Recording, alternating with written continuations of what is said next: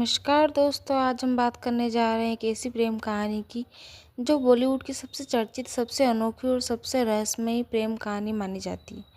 ये कहानी सुपरस्टार राजेश खन्ना और खूबसूरत अभिनेत्री डिम्पल कपाड़िया की है। एक और वे आदमी जिसने बॉलीवुड में सुपरस्टार शब्द को जन्म दिया, राजेश खन्ना, और दूसरी ओर वो लड़की जो फिल्म बॉबी से सबके दिल में छा गई, डिम्पल कपाड़िया।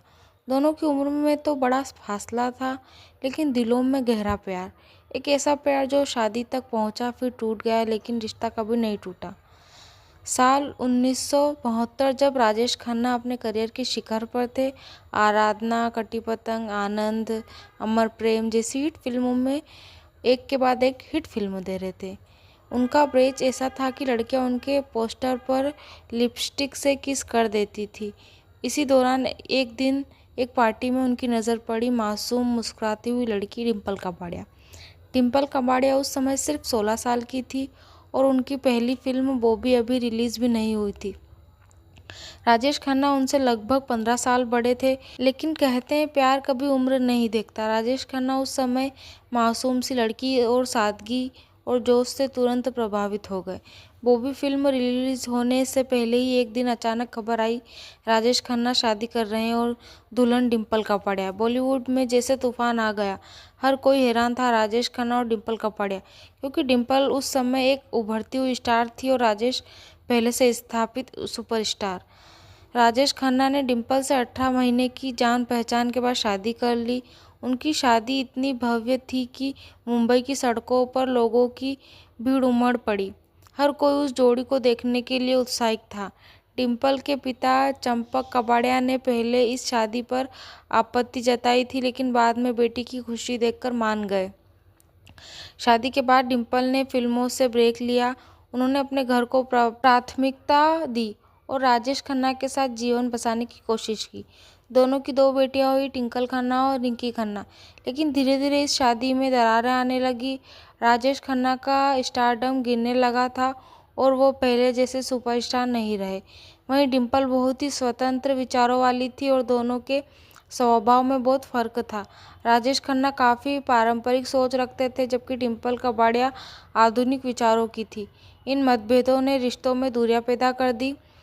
दोनों ने एक दूसरे से अलग होने का निर्णय लिया। डिम्पल अपनी बेटियों के साथ अलग रहने लगी, लेकिन उन्होंने कभी तलाक नहीं लिया। राजेश खन्ना ने हमेशा कहा, डिम्पल मेरी पत्नी है और हमेशा रहेगी। डिम्पल ने कभी अपनी ज़िंदगी में किसी और को जगह नहीं दी। वो राजेश खन्ना के घर आशीर्वाद बंगले में कई बार आती जाती दिखी। खास मौके पर दोनों के बीच दूरियां थी, पर एक अजीब सी आत्मिक डोर हमेशा रही। अलग होने के बाद डिम्पल ने फिल्म दुनिया में वापसी की। उन्होंने सागर, राम लखन, दिल चाहता है, क्रांतिवीर जैसी फिल्मों में शानदार अभिनय किया। वहीं राजेश खन्ना राजनीतिक में आ गए और कुछ फिल्मों में भी सक्रिय रहे, लेकिन वो अकेलेपन में डूबते गए। मीडिया में कई बार अफवाहें आई कि दोनों फिर साथ रहने लगे, पर ऐसा नहीं हुआ। फिर भी जब राजेश खन्ना बीमार पड़े तो सबसे पहले उनके पास पहुंची डिम्पल कपाड़िया। वो उनके आखिरी दिनों में उनके साथ रही, उनकी देखभाल करती रही। कहा जाता है कि राजेश खन्ना के अंतिम समय में डिम्पल उनके पास थी, लेकिन उनके लिए अगर कोई हमसफ़र था तो वो सिर्फ डिम्पल ही थी। साल 2012 में जुलाई का महीना, राजेश खन्ना ने दुनिया को अलविदा कह दिया। उनके अंतिम संस्कार में हज़ारों लोगों की भीड़ उमड़ी। डिम्पल कपाड़िया सफ़ेद साड़ी में नम आंखों के साथ उनके पार्थिव शरीर के पास खड़ी थी। वो पल पूरे बॉलीवुड के लिए बेहद भावुक था। डिम्पल ने बाद में कहा, हमारे रिश्ते में प्यार था, तकरार थी, लेकिन एक अपनापन था, हमेशा था। राजेश खन्ना मेरे जीवन का एक अहम हिस्सा रहेंगे। आज जब लोग बॉलीवुड की महान प्रेम कहानियों की बात करते हैं तो राजेश खन्ना और डिम्पल कपाड़िया का नाम सबसे ऊपर आता है। उनका रिश्ता शायद अधूरा था, लेकिन उसमें एक सच्चाई थी, एक अपनापन था। कभी कभी प्यार को शादी का नाम नहीं चाहिए, कभी कभी बस दिलों में महसूस किया गया रिश्ता ही अमर हो जाता है। राजेश खन्ना और डिम्पल कपाड़िया की कहानी उसी अमर प्रेम कहानी की मिसाल है, जो दूरी में भी नज़दीकियाँ महसूस कराता है और जुदाई में भी साथ। समापन। काका के दिल में डिम्पल थी और डिम्पल के दिल में काका।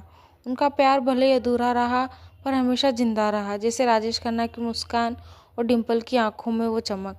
धन्यवाद दोस्तों। अगर आपको हमारी वीडियो अच्छी लगी हो तो लाइक, सब्सक्राइब एंड कमेंट।